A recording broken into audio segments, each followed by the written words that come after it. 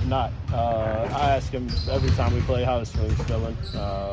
That's about the most it goes to. No tips? Yeah. Oh, no. Never. I'm sure he don't struggle too much on the course. Yeah. Good shot.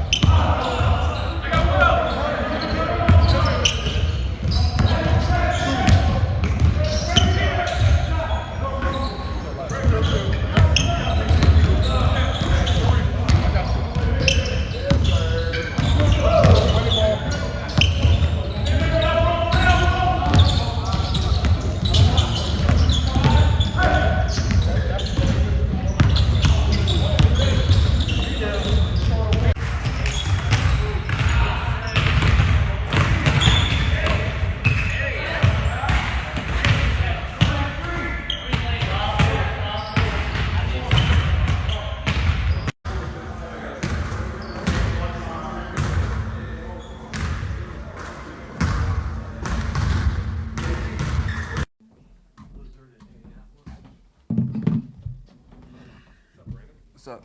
How you doing, Ron? Good, how are you? Good. How was today? It's not on. Now there you go. How was today's session? It was fun. Good to get everybody back together. 29 games left. Got to go up and down for a little bit. Just kind of get the legs moving, conditioning a little bit, and get ready for tomorrow. You guys obviously, played pretty well the last few weeks. Mm-hmm.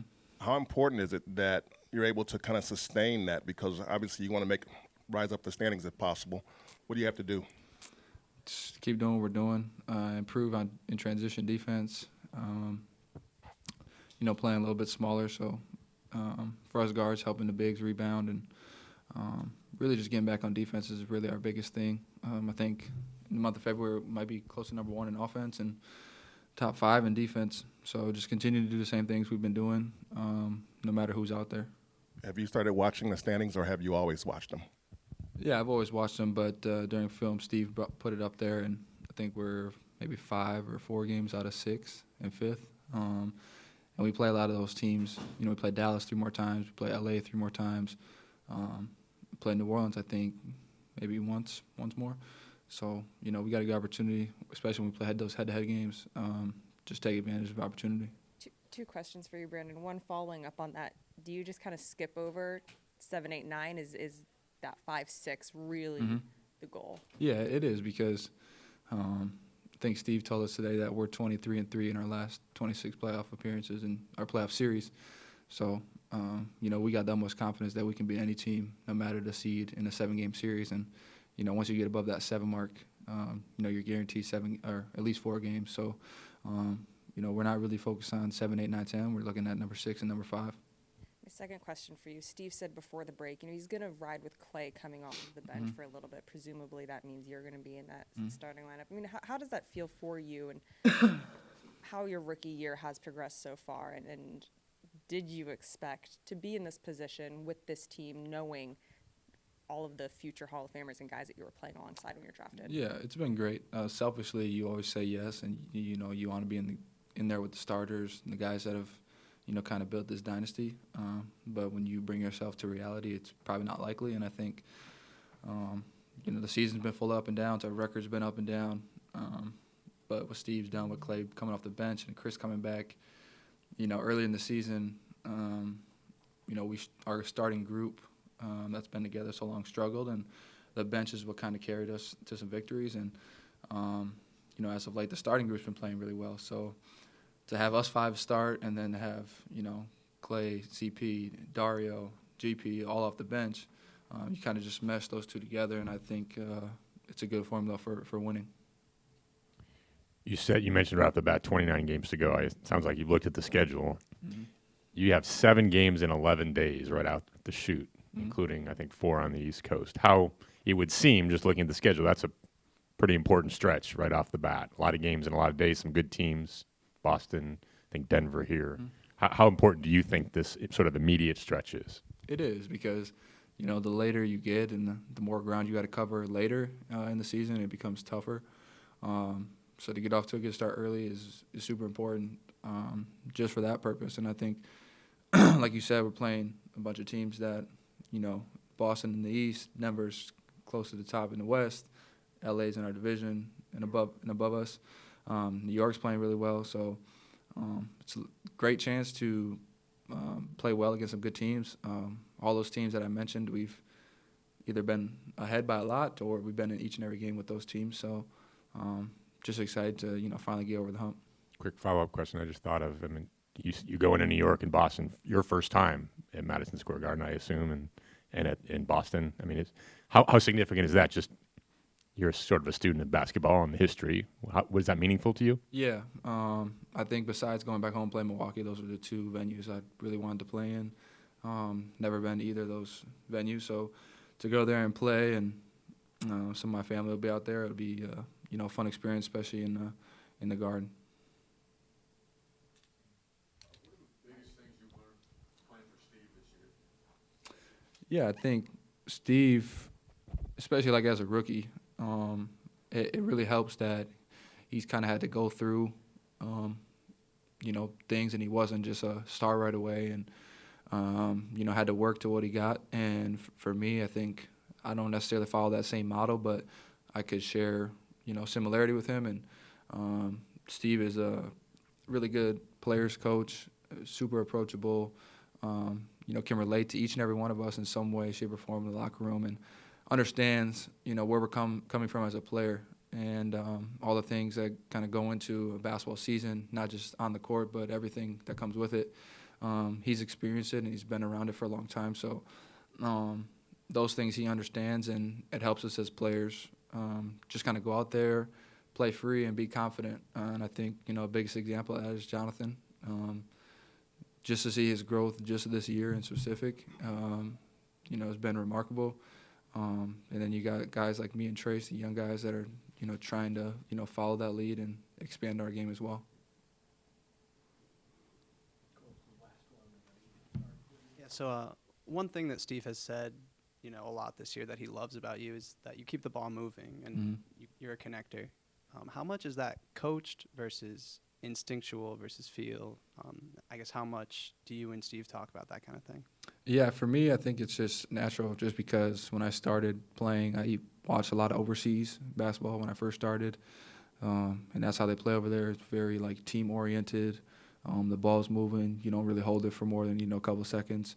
And just the game of basketball, you try to – the whole goal in offense is try to get two people on the ball and then play 4-on-3, really. And you try to do that every single possession. And, when you're 4-on-3, you only have that advantage for so long. So the ball moving and, getting everybody touches and getting everybody in rhythm is imperative for team success. Cool. Thank you. Appreciate that. Yep. Steve's up here in just a second.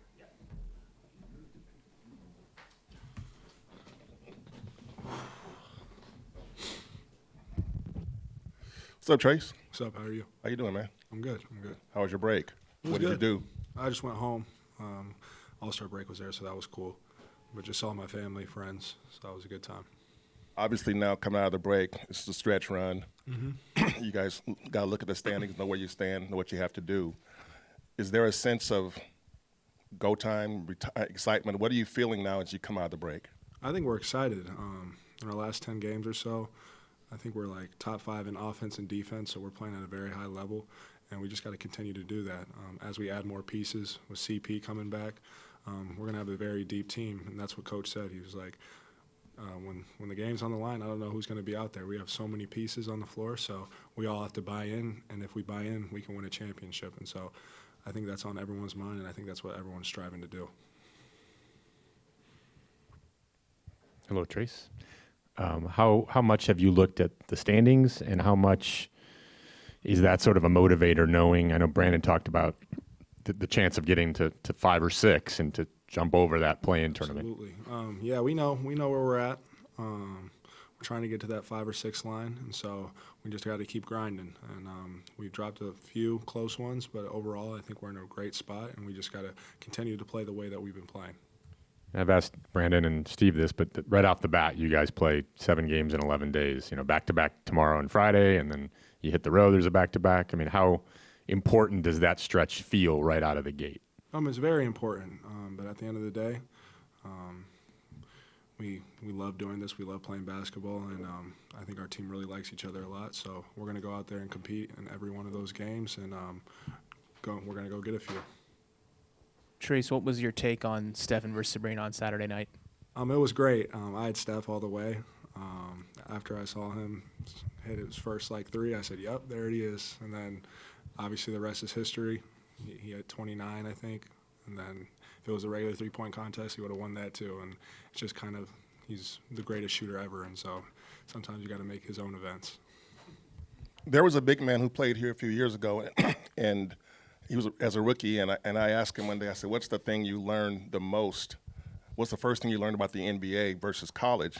And he said that when you go into the paint, you got to go in like a man. What have you learned about playing in the paint versus in the NBA versus the college game? It's different. It's way faster. In college, I had a lot of teams key on me, though, so I'm just making the right plays. But I agree 100%. You got to go up strong with two hands, just ready to maybe make changes in the air, maybe have to pass out. But, yeah, you could try to go up there and dunk everything. Can you get layups in the paint? You can get layups in the paint if you got a little finesse and touch. I won't say you can't. You might have to put an eye on the glass, though. Hey, Trayce. It's your rookie season. You've already grown a lot. Would you say that there's a song or artist out there that can kind of embody your growth and play right now? Ooh, that's a good question. Let me think about that for a second. I would say a song. I don't know. I'm going to have to think about that and come back to you. Sounds good. Trayce, can you talk about What is it? You tell me. I'll save it for once we outside the room. It's not going to be legitimate. You are correct. what does it say about Clay's leadership to how he responded in Utah and maybe that role for him moving forward? Just for you as a rookie to see a guy as established as Clay as an example to take a role that he might not initially want and kind of flourish in it. No, absolutely. At the end of the day, Clay's a professional. He's a great teammate. He's a great vet. I love playing with him, and he's going to do whatever he can to help the team win. And obviously he was a little frustrated, but he responded very well against Utah. And so that's what we need from him, and that's what we expect from him the rest of the way. Asking for no particular reason, but what are your impressions of Pat Spencer this year from practicing and playing with him a little bit? Pat's been hurt for a little bit, but I got to play with him a few times. He's a great teammate first and foremost, an amazing teammate, and a hard worker. And so those are two things that you can control, and that's what he controls very well. And so just having him up here, just another dude that's going to be a great teammate and show leadership is going to be great. What about your team's defense changed in the last 10 games? I mean, obviously Draymond. I was going to say obviously Draymond's back, but in what ways did the defense? The numbers obviously show it's been much better. Yeah. In what ways has it changed, and how do you sustain that? I think that it's just we're talking more.